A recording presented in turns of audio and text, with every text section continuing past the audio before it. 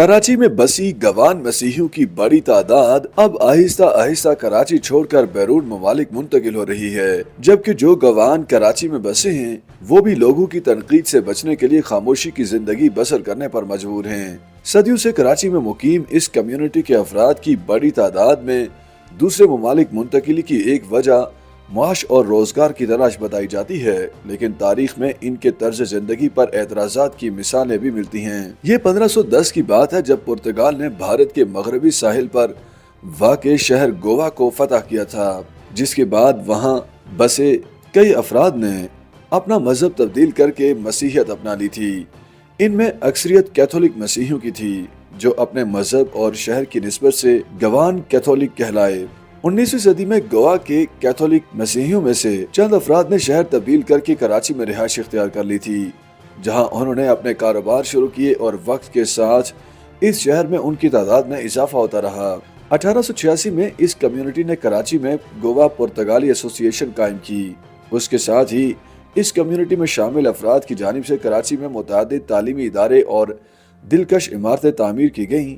चनाचे उस दौर के कराची और उसकी सकाफत में गवान रंग वाज़े नजर आता है, जो कि 1947 में पाकिस्तान की आज़ादी के लंबे अरसे बाद तक नुमाया रहा। फिर ऐसा क्या हुआ कि 1980 की दहाई में कराची में गवान कैथोलिक कम्युनिटी से ताल्लुक रखने वाले अफराद की तादाद कम होने लगी।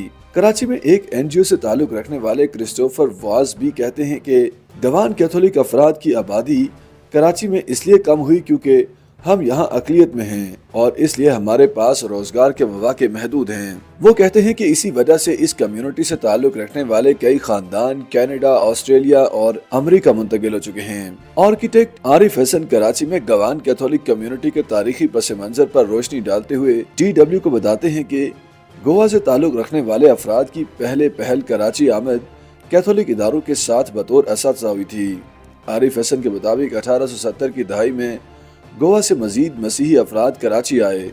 आरिफ हसन इस बारे में कहते हैं, 1970 की दहाई के अवाखिर में पाकिस्तान नेशनल अलायंस की तहरीक के दौरान इन खवातीन के लिबास पर एतराज़ात किए गए कि वो स्कर्ट और ब्लाउज पहनती हैं, जिसके बाद वो गवान कैथोलिक्स कराची से जाने लगे। मेरे ख्याल में उन्होंने 80 और 90 की दहाई में कराची छोड़ना शुरू किया था। इस वक्त कराची में मुकीम गवान मसीहियों की तादाद का अंदाज़ा लगाना मुश्किल है, लेकिन इस शहर में रहने वाली डेल्फिन डिमेलो का अंदाजा है कि उनकी तादाद हजारों में होगी। कराची में कारोबार करने वाले मेनिन रोड्रिगेज का भी यही ख्याल है।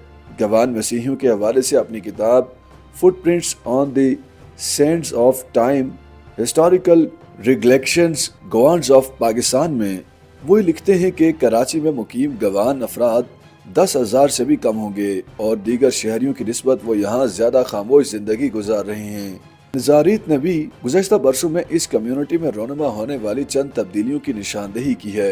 वो कहते हैं, गवान खवातीन कराची में फ्राकें पहने नजर आती थीं, लेकिन जब मैं 2-3 महीने पहले वहाँ गया तो खवातीन की अक्सरियत को शलवार कमीज पहने देखा। मैंने हाल ही में एक गवान शादी में भी शिरकत की थी और वहाँ भी खवातीन ने शलवार कमीज ही पहनी हुई थी। उन्होंने बाकायदगी से फ्राकें पहनकर चर्च जाना भी छोड़ दिया है, क्योंकि फिर उन्हें अनचाहे तबसरे सुनने को मिलेंगे। YouTube पर गूगली न्यूज देखने के लिए youtube.com की सर्च बार में गूगली न्यूज TV टाइप करें। गूगली न्यूज के पेज पर सुर्ख रंग के सब्सक्रिप्शन वाले बटन पर क्लिक करना ना भूलिए। YouTube पेज पर अपलोड होने वाली वीडियोस से बाखबर रहने के लिए बेल आइकन पर क्लिक कीजिए। आपको हर नई वीडियो के बारे में नोटिफिकेशन मौसूल हो जाएगा।